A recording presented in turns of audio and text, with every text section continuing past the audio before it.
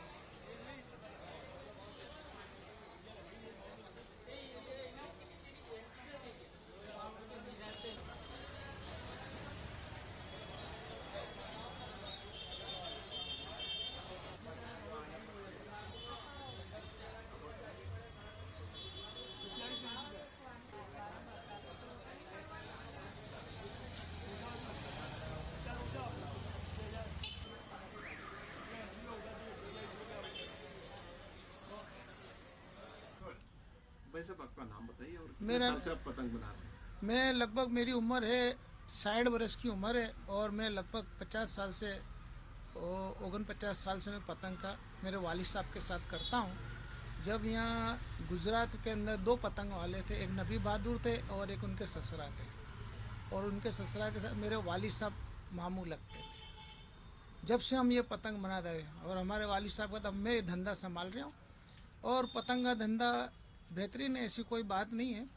लेकिन आज हमारे गुजरात को जो फेस्टिवल बनता है जो रिवर फ्रंट के अंदर, उसके बाद से ऐसा लगा इंटरनेशनल के ऊपर कि भाई गुजरात के अंदर भी पतंग बनती है और अच्छी से अच्छी बनती है, ऐसा नहीं है कि नहीं बनती है। अब उसके हो जाने फेस्टिवल लगने से हमारे लोगों की पहचान होने लगी कि भाई गुजरात में भी लोग पतंग बनाने वाले हैं, और फेस्टिवल से ये होता है कि इंटरनेशनल में माल जाने लगता है और अमुक ग्राहक फ़ोन भी आते हैं कि भाई ये माल तुम्हारे पास है, ये टाइप का माल है, तो हम बोलते हैं भाई आप बोलो तो हम ऑर्डर दे के बना देंगे आपको, बहुत सा माल तैयार हो तो भेज देते हैं। दूसरी बात ये है कि आज के दौर के अंदर ऐसा है कि महंगी होने से, और जो महंगी पतंग हो रही है उसका 2 कारण है। एक कारण ये कि जो मटेरियल पे भाव बढ़ जाता है तो पतंग महंगी हो जाती है, ग्राहक उसकी कटौती कर देता है कि भाई 100 के बदले 50 की ले लो, 500 के बदले 250 की ले लो, ये कटौती होती है। खास करके जब पहले के ये इंटरनेशनल काइट फेस्टिवल नहीं था जी, तब किस तरह से आपका काम चल रहा था, और अभी एक इंटरनेशनल लेवल पे आपका गुजरात का काइट फेस्टिवल, आपकी काइट का इम्पोर्टेंट बढ़ा है, तो क्या मानते हो? ये था कि पहले जो गुजरात के अंदर अमुक ही आदमी लेने वाले थे, गुजरात के अंदर नडियाद वड़ियाद उस ज़माने में था नहीं। नडियाद के लोग यहाँ आते थे, माल थैली लेके ना माल लेके यहाँ अहमदाबाद से जाते थे, और गुजरात में कुछ ऐसे व्यापारी थे गुजराती भाई हमारे, जैसे एक नरेश भाई हैं, एक शैलेश भाई हैं, एक अल्लाह ने की दे गोवर्धन हैं, ऐसे लोग कुछ भाई थे यहाँ नीची रोड के ऊपर और कालूपुर टावर के पास। तो वो लोग उस ज़माने के अंदर हमारे से माल लेते थे और आज भी बहुत सौ से माल लेते हैं। नडियाद उस ज़माने में था नहीं, ना कोई अपने खंबात था, सिर्फ अहमदाबाद के अंदर जमालपुर में पतंग बनती थी और पतंग बना के वो लोग उनको देते थे। लेकिन आज ऐसा हो गया कि आज उनको लोग नहीं देते हैं। फेस्टिवल बनाने से क्या होता है कि पब्लिक को जान हुई तो पब्लिक खुद डायरेक्ट उसकी दुकान पे आती है और खुद लेती है, तो हमको 2 पैसे का प्रॉफिट मिलता है। हाँ भाई साहब, आप पहले किस तरह से आपकी पतंग बनती थी और आपका धंधा चल रहा था, और क्या वैल्यू थी एक अहमदाबाद की जमालपुर भी बनी हुई काइट का, क्या वैल्यू था, और आज उसकी पतंग की क्या काइट की वैल्यू है? पतंग की काइट की जब से फेस्टिवल भरा है, फेस्टिवल जब से बढ़ता है हमारे मोदी जी भराते हैं, और अभी हमारे जो नए मुख्यमंत्री हैं उन्होंने भी 1-2 बार भरा है। उससे ये हो गया कि हमारे जो पहले जो वैल्यूएशन पतंग की कम थी, वो आज वैल्यूएशन बाहर के जो लोग हमारी मजाक उड़ाते थे पतंग की, आज वही लोग फौरन आके हमारे फ़ोटो खींचती, पतंग के फ़ोटो खींचती है कि नहीं यार हमारे से बेहतरीन ये भी काम करने वाले हैं। और दूसरी एक बात ये कि जब ये इंटरनेशनल माल जाने लगा था, हमारी कुछ वैल्यूएशन भी बढ़ गई और यहाँ के जो जमालपुर के मार्केट के लोग हैं उनकी भी वैल्यूएशन बढ़ गई। नहीं भाई, यहाँ जमालपुर में एक पहचान हो गई कि भाई जमालपुर में माल कागज़ की पतंग बनाते हैं।